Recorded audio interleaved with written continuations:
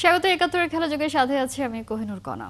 এবার বাংলাদেশের টার্গেট টি-20 সিরিজটাও জিতে নেওয়া, তবে সে এবারের এই সিরিজটা চট্টগ্রামে, সেখানে কেমন হবে স্ট্র্যাটেজি, সবকিছু নিয়ে আমরা আলোচনা করতে চাই। আমাদের সাথে এই মুহূর্তে স্টুডিওতে আছেন ক্রীড়া সাংবাদিক ফয়সাল তিতুমির। ফয়সাল তিতুমির, শুভ সকাল। এই মুহূর্তের কথা বা এই বছরের কথা যদি বলি, বাংলাদেশ তাদের একটা কমফোর্ট জোনে প্রবেশ করছে, মানে টি-20-তে।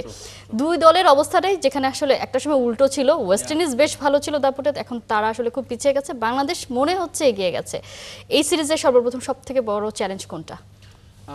আমার মনে হয় সর্বপ্রথম বড় চ্যালেঞ্জ হবে ওইটাই, ওই মানসিক ব্যাপারটা যে আমরা টানা 4টা টি-20 সিরিজ জিতেছি। তো এই সিরিজটা আসলে আমাদের জেতা উচিত এগেইনস্ট ওয়েস্ট ইন্ডিজ, যারা সাম্প্রতিক সময় নেপালের কাছে হেরে এসেছে।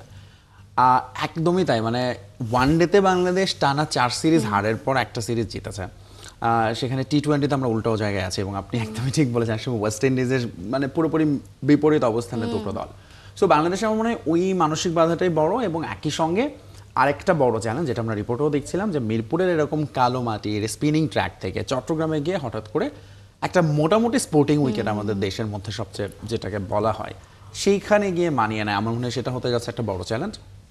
এবং এগেন টিম কম্বিনেশনও তার মানে পরিবর্তন আসবে। আপনি এক পেসার নিয়ে খেলেছেন এখানে, চট্টগ্রামে অবভিয়াসলি দুজন পেসারকে আমরা দেখবই, সেই সঙ্গে আপনি স্পিনার আসলে বামহাতি ডানহাতি মিলিয়ে কাকে কাকে খেলাতে চান।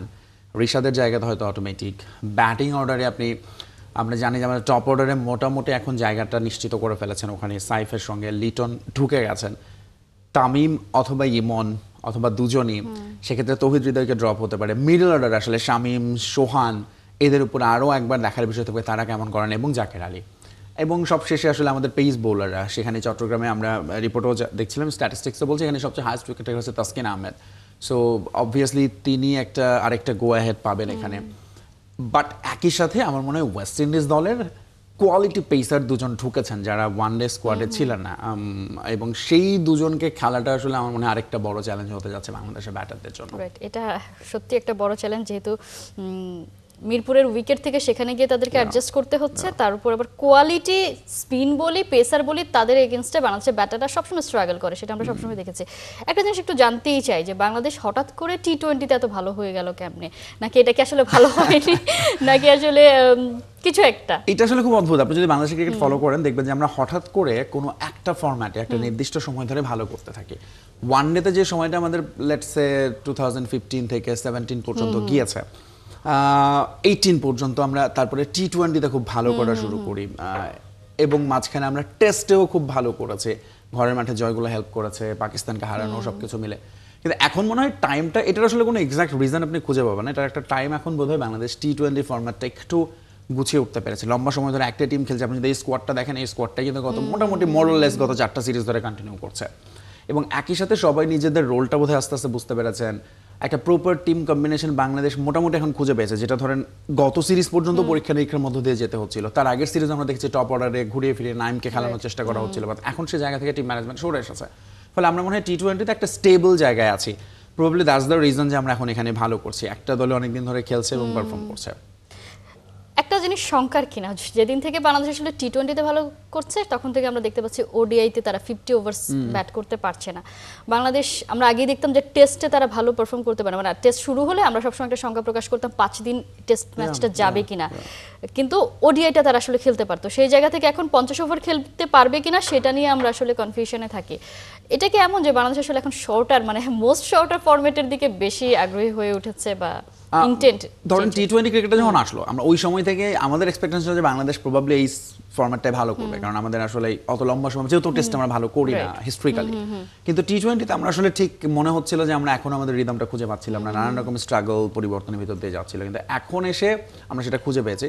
বাট একই সাথে ওয়ান ডেতে তো এটা একটা চিন্তার ব্যাপার বটেই, এবং এটার বড় কারণ হচ্ছে আপনার ধরেন দলের, আমরা বলি যে মিডল অর্ডার নেই, এবং এটা না থাকার প্রভাবটা আপনি টি-20তে 20 ওভার গেম কোনো একজন ব্যাটার লম্বা সময় খেললে আপনি হয়তো সেটা টের পাচ্ছেন না, বাট ওয়ান ডেতে এটা আসলে টের পাওয়া যায় খুব প্রকটভাবে, এবং আমরা সবশেষ ওয়েস্ট ইন্ডিজ সিরিজেও সেটা দেখলাম। এবং সত্যিকার অর্থেই কথাটা হয়তো একটু মানে বলতে বলতে অনেক বেশি বলা হয়ে যাবে, বাট স্টিল এটাই বলতে হবে যে আমাদের আসলে ওই সিনিয়র ক্রিকেটারদের ওই জায়গাটা, মুশফিক, রিয়াদ এবং সাকিব, তাদের ওই জায়গাটা আসলে এখনো পূরণ করতে পারছেন না আমাদের তারপরে যারা আরো অনেক বছর ধরে ক্রিকেট খেলছেন এরই মধ্যে তারা। ফলে ওয়ান ডেতে আমরা আসলে ওই জায়গাটায় এখনো মিডল ওভারে আমরা কিভাবে অ্যাপ্রোচটা হবে, আর্লি উইকেট পড়ে গেলে ওই জায়গাটাতে যে আমাদের ইনিংস রিবিল্ড করা, সেইটা হচ্ছে না। ফলে ওয়ানডেতে আসলেই আমরা ধরুন ওই মিডল অর্ডার না থাকার, মিডল অর্ডারে কেউ ভরসার নাম হতে না পারার অভাবটা আসলে প্রকটভাবে আমরা এখনো বোধ করছি। টি-20 তো আমরা বলছি মোটামুটি হয়তো স্ট্যাবিলিটি পেয়েছে বাংলাদেশ দল, কিন্তু আসলে বড় প্রতিপক্ষের বিপক্ষে কি তারা আসলে সেই স্ট্যাবিলিটিটা দেখাতে পেরেছে? আমরা এশিয়া কাপে দেখেছি কিভাবে পাকিস্তানের বিপক্ষে আসলে ম্যাচটা হেরেছে, সেটা হয়তো এখনো আমরা এখনো সেই স্মৃতিটা মনে রাখতে পারি। সেই জায়গাটায় বা মানে এখন যে অবস্থানে আছে আমরা বলতে পারি কিনা আগামী বছর যে টি-20 ওয়ার্ল্ড কাপ আছে বাংলাদেশ মোটামুটি একটা ভালো রেজাল্ট করবে সেখানে? সেটা বোধহয় আপনার প্রসেসটা ঠিক আছে এখন পর্যন্ত। ধরুন আপনি বড় দলের বিপক্ষে যদি আপনি বলেন, বাংলাদেশ কিন্তু পাকিস্তান শ্রীলঙ্কার বিপক্ষে সিরিজ জিতে এশিয়া কাপে গিয়েছে, কিন্তু বাংলাদেশের ওই আরেকটা ব্যারিয়ারও আছে, mental barrier in global tournament, যেটা এশিয়া কাপ হোক, আইসিসি টুর্নামেন্ট হোক, ওয়ার্ল্ড কাপ, চ্যাম্পিয়ন্স ট্রফি, আমরা গিয়ে সেখানে ধরুন আপনি যদি হয়তো বা একই ম্যাচ আপনি দ্বিপাক্ষিক সিরিজে দেন, বাংলাদেশ ডেফিনেটলি ম্যাচটা হয়তো ওভার দ্য লাইন যেতে পারবে, কিন্তু বৈশ্বিক টুর্নামেন্টে তার একটা মানসিক বাধার মধ্যে পড়ে যায়। ফলে আমরা সব সময়ই দেখা যায় যে এশিয়া কাপ, নিধাস ট্রফিতে আমরা বা ওয়ার্ল্ড কাপে আমরা এমন কিছু ম্যাচ আমরা হেরে বসে, যেটা আসলে আমাদের হারা উচিত না বা কথা না। এখন সেই জায়গাটায় আমি আবারও বলছি যে এই বাঞ্চ অফ ক্রিকেটারকে যদি টি-20 ওয়ার্ল্ড কাপ পর্যন্ত বাংলাদেশ যেহেতু কন্টিনিউ করতে চাইছে, প্রবাবলি তারা একটা প্র্যাকটিসের ভেতর দিয়ে যাবে, তারা একটা ওই মেন্টাল ব্যারিয়ারটা তারা অতিক্রম করার জন্য কাজ করবে। ফলে ওই এক্সপেকটেশন তো করাই যায় বাংলাদেশ টি-20 আরেকটু বেটার ভালো কিছু আমরা করতে পারি, কিন্তু আপনার এই প্রত্যাশা, আপনি যে উত্তরটা দিয়েছেন যে গ্লোবাল টুর্নামেন্ট হলে আসলে প্রত্যাশা থাকলেও সেটা আসলে আমরা হয়তো সেভাবে মেটাতে পারি না। প্রধান নির্বাচক লিপু দল দিয়েছেন, তিনি বলেছেন যেহেতু ওয়ার্ল্ড কাপ গুলোতে বা হচ্ছে টুর্নামেন্টগুলোতে 15 সদস্যের স্কোয়াড দিতে হয়, এখন থেকে বাংলাদেশ সেরকম ভাবেই দেবে, এবং যে কারণে সৌম্যবাদ পড়েছেন। সাইফুদ্দিনকে আমরা দেখেছি দলের সাথে চিটাগং গিয়েছেন, কিন্তু তিনি পরে জানতে পেরেছেন তিনি স্কোয়াডেই নেই। এই ব্যাপারগুলো কি আসলে একটুখানি আসলে প্রশ্ন রাখে কিনা, মানে এই ধরনের সিদ্ধান্তগুলো রাখে?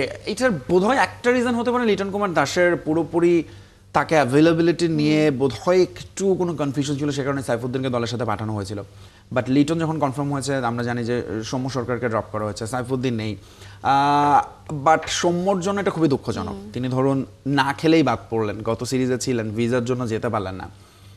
এখন তিনি যখন পারফর্ম করলেন লাস্ট ম্যাচে, এক্স্যাক্টলি ঠিক তার পর মুহূর্তে তাকে এরকম শুনতে হচ্ছে তিনি টি-20 দলে নেই। এখন আসলে হয়েছে কি, টি-20 ধরুন ওই জায়গাটায় সৌম্যর পজিশনে তামিম ইমন আসলে পার পেয়ে যাচ্ছেন, ভালো করছেন, যেটা ওয়ানডেতে হয়তো তারা করতে পারছেন না।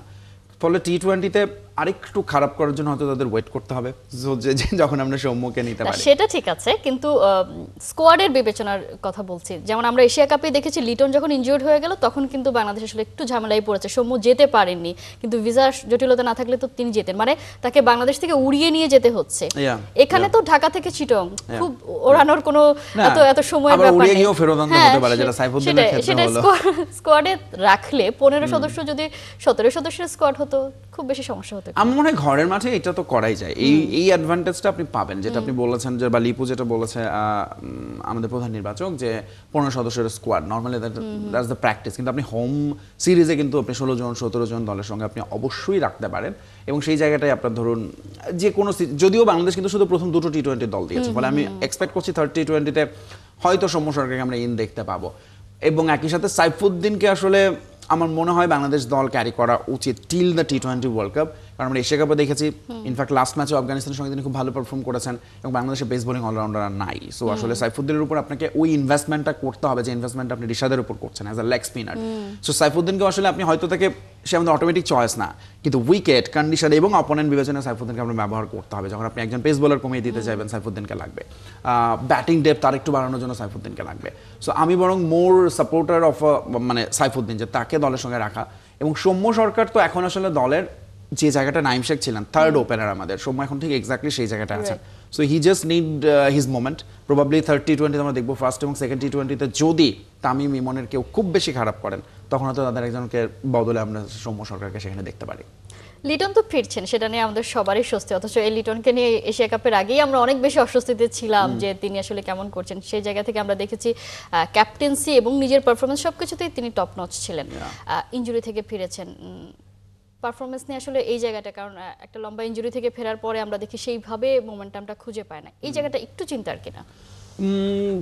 কিছুটা চিন্তার, তবে একদিক থেকে চিন্তা করলে আবার চিন্তা না। এই দিক থেকে সেটা হচ্ছে কোনটা, আমাদের যাকে নিয়ে এখন সবচেয়ে বেশি ট্রল হয়, জাকের আলী, তিনি অন্তত ক্যাপ্টেন্সি থেকে এখন সরে আসছেন, ফলে তিনি তার হয়তো প্রবাবলি তার সহজ হয়তো একটু চাপ কম হয়ে খেলতে পারবেন। এটা হচ্ছে একদিক। আর লিটন কুমার দাসটা চিন্তা করলে আসলে তার উপর কোনো প্রেশার নেই, কারণ তার দলের অন্য ক্রিকেটাররা পারফর্ম করছেন, স্পেশালি তার জাকের আলী জায়গাটায় থাকবেন মানে একাদশে। মনে হচ্ছে জাকের আলী থাকবেন, তার উপর আসলে টিমের ম্যানেজমেন্টের আস্থাটা আছে, এখনো তাকে খেলাতে চায়। এবং উইকেট কিপিং আমরা সোহানকে এখনো দেখছি না, ফলে জাকের আলীর উপরই হয়তো আরও একবার থাকতে পারেন, যদিও ওয়ানডেতে সোহান কিপিং করেছেন। লিটন কুমার দাসের কথা যদি আবার ফেরত যাই, তিনি আসলে অনেক বেশি তার উপর ওই রকম চাওয়া নেই যে এই ম্যাচে তাকে পারফর্ম করতেই হবে, তার উপর দল ডিপেন্ডেন্ট, যেটা হয়তো একসময় আমরা ছিলাম অনেক বেশি। সো লিটন আমার মনে হয় তার মতো করে ফ্রি অ্যান্ড ফ্লো খেলা উচিত, প্রেশারলেস ওয়ে। শুধু ক্যাপ্টেন্সিতে হয়তো যদি তিনি ফোকাস করেন, এবং ব্যাটিংয়ে তার জায়গাটায় কেন বলছি, কারণ সাইফ হাসান আমাদের খুব ভালো করছেন, কনজিকিউটিভ আমরা দেখছি টানা তিনি ভালো করে যাচ্ছেন, ফলে সেই জায়গাটায় তার উপর প্রেশার একটু কমই থাকবে। বাট লিটনের ওই ব্যাপারটাও আছে, তিনি খুবই একটু ইমোশনাল হয়ে যান মাঝে মধ্যেই, মানে তিনি তার ইমোশনকে কন্ট্রোল করতে পারেন না, ফলে তাকে আসলে ওইভাবে নিজেকে ধরুন রিয়ালিটি বা বাস্তবতা মেনে উইকেটের সঙ্গে বিবেচনায়, যদিও লিটনের জন্য এটা একটা ভালো হয়েছে যে চিটাগাংয়ে তিনি ব্যাক করতে পারছেন, ব্যাটিং ট্র্যাক পাবেন। সো প্রবাবলি লিটন কুমার দাস চাইবেন যে একটা ছোট্ট টোটাল হলে সেটাকে যেন বড় করতে পারেন, তিনি যদি 20 রানও করতে পারেন সেটা তার গুড স্টার্ট, যেটা সেকেন্ড টি-20 থার্ড টি-20 তিনি আরো বেটার কিছু করার একটা অপরচুনিটি পাবেন।